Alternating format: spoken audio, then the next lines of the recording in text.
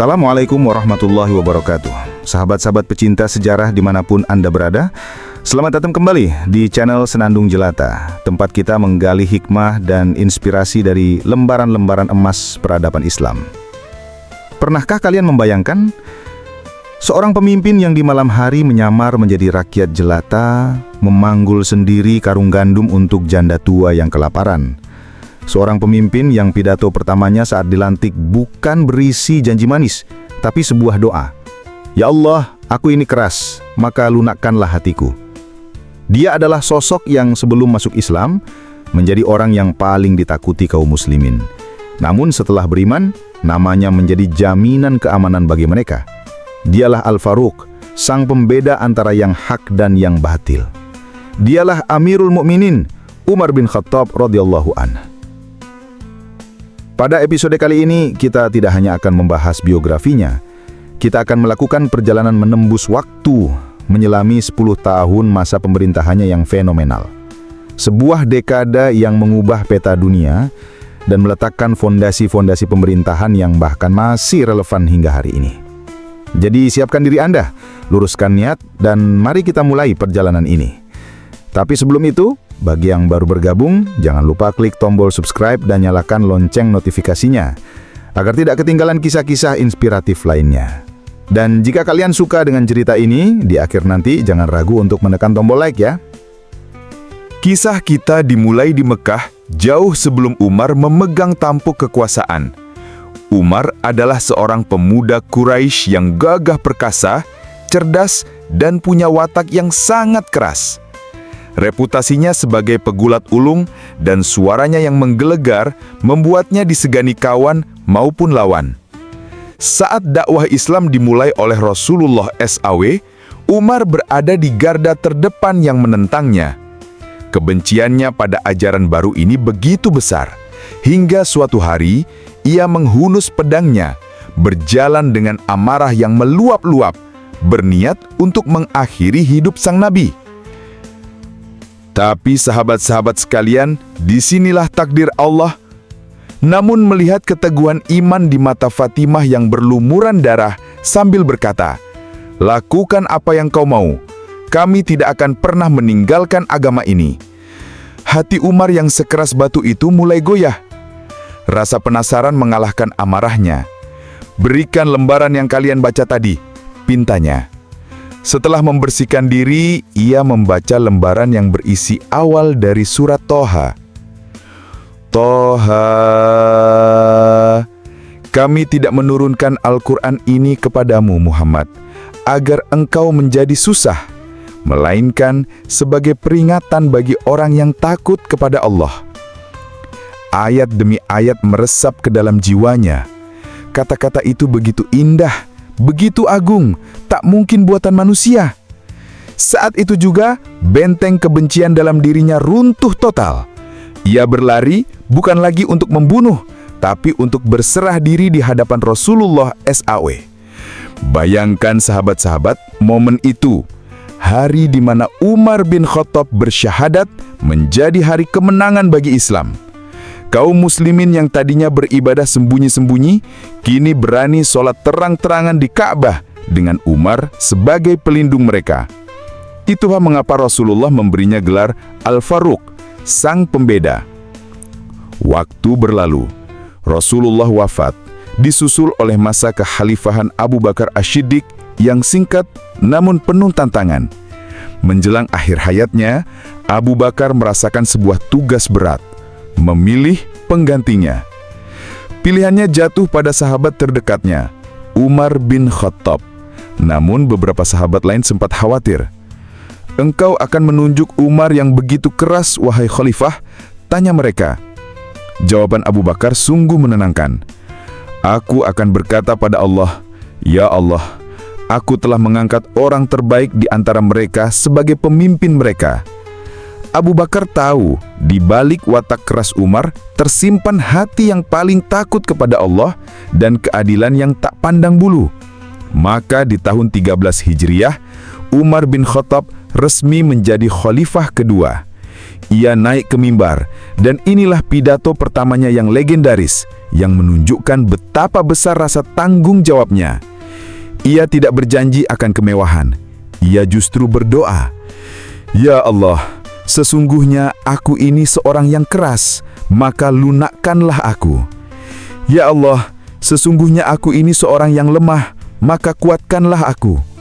Dan ya Allah, sesungguhnya aku ini seorang yang kikir, maka jadikanlah aku seorang yang dermawan."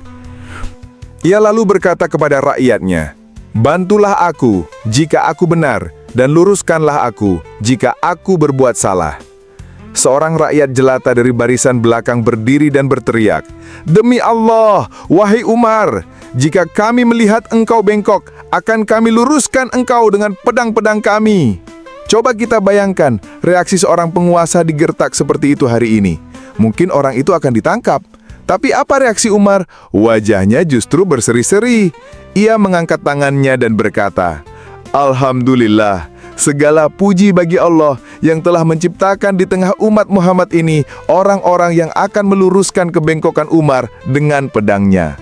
Subhanallah. Dari sini saja kita sudah bisa melihat era seperti apa yang akan dibangun oleh Umar bin Khattab. Era di mana pemimpin adalah pelayan dan rakyat adalah pengawasnya. Masa 10 tahun pemerintahan Umar bukanlah sekadar masa penaklukan militer, meskipun di masanya lah dua imperium raksasa dunia, Persia dan Romawi, bertekuk lutut. Jauh lebih dari itu, ini adalah masa peletakan fondasi negara modern. Banyak sistem yang kita kenal sekarang, akarnya bisa dilacak dari inovasi brilian Umar bin Khattab. Pertama, sistem administrasi negara. Umar sadar, negara yang semakin luas tidak bisa diurus dengan cara sederhana. Maka, ia mendirikan Diwan, semacam departemen negara. Ada Diwan Al-Jundi, departemen militer, yang mencatat data prajurit dan mengatur gaji mereka secara adil.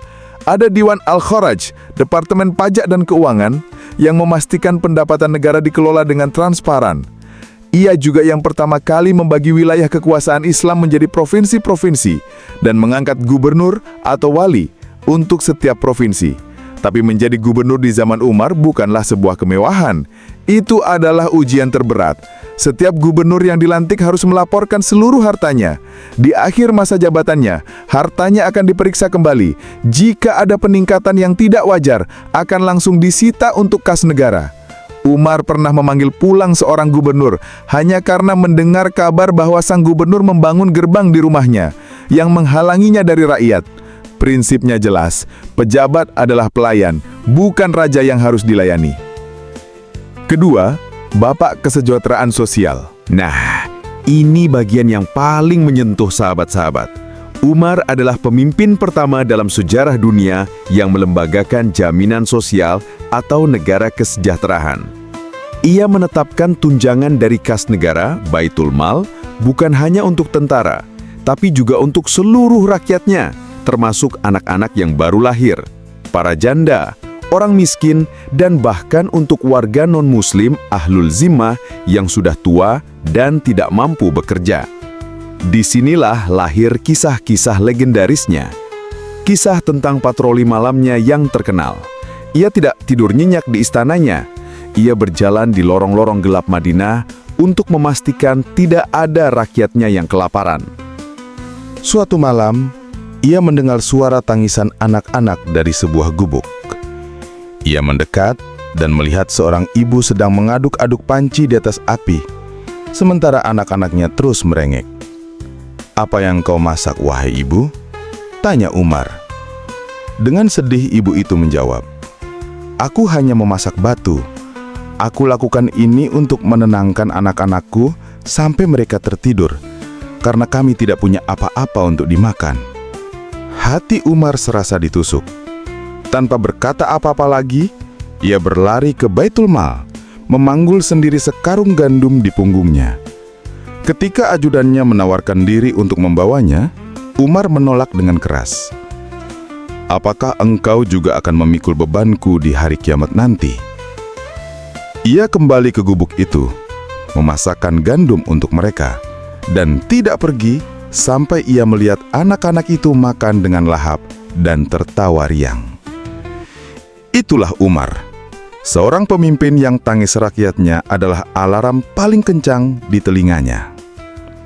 Ketiga, inovasi yang mengubah dunia. Selain itu, ada banyak lagi inovasi Umar.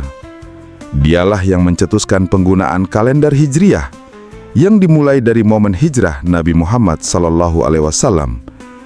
Ini bukan sekadar penanggalan. Ini adalah penanda identitas dan persatuan umat Islam di seluruh dunia. Ia juga yang membangun sistem pos, membuat kota-kota baru seperti Kufah dan Basrah, serta memulai proyek perluasan Masjidil Haram di Makkah dan Masjid Nabawi di Madinah.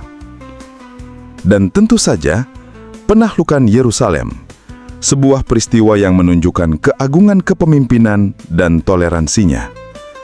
Saat Yerusalem menyerah, pemimpin Kristen di sana, Patriarchus Sophronius, hanya mau menyerahkan kunci kota langsung kepada khalifah. Umar pun melakukan perjalanan dari Madinah ke Yerusalem. Tapi lihatlah bagaimana ia datang. Bukan dengan kereta kencana atau pasukan pengawal yang megah. Ia datang hanya dengan seorang pelayannya, bergantian menaiki seekor unta. Saat memasuki gerbang Yerusalem, giliran sang pelayan yang naik unta. Sementara Umar, sang Amirul Mukminin, berjalan kaki menuntunnya. Para jenderal dan penduduk Yerusalem terperangah. Inikah penguasa yang telah menaklukkan Persia dan Romawi? Umar kemudian memberikan jaminan keamanan yang dikenal sebagai Perjanjian Umar, yang menjamin kebebasan beragama dan keamanan gereja-gereja bagi umat Kristen. Sebuah piagam toleransi yang mendahului zamannya ribuan tahun. Coba kita renungkan sejenak, sahabat-sahabat. Sistem administrasi, jaminan sosial, penegakan hukum yang adil, toleransi beragama, bukankah ini adalah pilar-pilar yang dicita-citakan oleh negara modern manapun? Umar bin Khattab telah meletakkannya lebih dari 1.400 tahun yang lalu. Setiap awal pasti memiliki akhir. Di puncak kejayaan dan keadilannya, Umar sering berdoa, "Ya Allah, anugerahkanlah aku kesahidan di jalan-Mu, dan wafatkanlah aku di kota Nabi-Mu, Madinah." Doa ini terdengar mustahil. Bagaimana bisa mati syahid di Madinah yang aman, bukan di medan perang? Tapi Allah Maha mengabulkan doa hambanya yang paling tulus. Pada suatu subuh di tahun 23 Hijriah, saat Umar sedang mengimami sholat, seorang budak Persia bernama Abu Lu'lu'ah al-Majusi yang menyimpan dendam menyelinap ke dalam barisan sholat. Ia menikam Umar berkali-kali dengan belati beracun. Umar jatuh tersungkur. Namun bahkan di saat-saat terakhirnya, yang ia pikirkan bukanlah dirinya sendiri. Hal pertama yang ia tanyakan adalah, siapa yang membunuhku? Ketika diberitahu bahwa pembunuhnya bukan seorang Muslim, ia mengucap syukur. Alhamdulillah, yang membunuhku bukanlah orang yang pernah bersujud kepada Allah. Ia tidak ingin ada fitnah di antara kaum muslimin. Yang kedua, ia mengkhawatirkan masa depan umat. Dalam keadaan sekarat, ia membentuk majelis syura yang terdiri dari 6 sahabat terbaik yang dijamin masuk surga untuk memilih khalifah selanjutnya. Ia memastikan transisi kepemimpinan berjalan dengan baik. Dan yang terakhir adalah permintaannya yang paling pribadi dan rendah hati. Ia mengutus putranya Abdullah untuk meminta izin kepada Aisyah radhiyallahu anha, istri Nabi. Katakan padanya, Umar meminta izin, jangan katakan Amirul Mukminin. Mintalah izin agar aku boleh dimakamkan di samping 2 sahabatku, Rasulullah dan Abu Bakar. Aisyah, yang sebenarnya telah menyiapkan tempat itu untuk dirinya sendiri, menangis dan berkata, "Aku lebih mendahulukan Umar daripada diriku sendiri." Maka, berakhirlah perjalanan hidup sang singa padang pasir. Ia wafat dan dimakamkan di tempat yang paling ia dambakan, di samping orang-orang yang paling ia cintai. Dunia Islam pun kehilangan pilar terbesarnya. Sahabat-sahabat sekalian, kisah Umar bin Khattab bukanlah sekadar dongeng pengantar tidur. Ini adalah cetak biru kepemimpinan sejati. Ia mengajarkan kita bahwa kekuasaan adalah amanah, bukan hak istimewa. Bahwa keadilan harus ditegakkan sekalipun terhadap diri sendiri dan keluarga. Bahwa pemimpin sejati adalah ia yang paling merasakan lapar saat rakyatnya kelaparan, dan yang paling akhir merasakan kenyang saat rakyatnya sudah sejahtera. Umar adalah arsitek peradaban, seorang pemimpin yang jejak sandalnya di malam hari lebih ditakuti oleh para pejabat korup daripada pedangnya di siang hari. Warisannya bukanlah istana-istana megah, tapi sebuah sistem keadilan dan kesejahteraan yang kokoh, yang cahayanya terus menyinari peradaban hingga kini.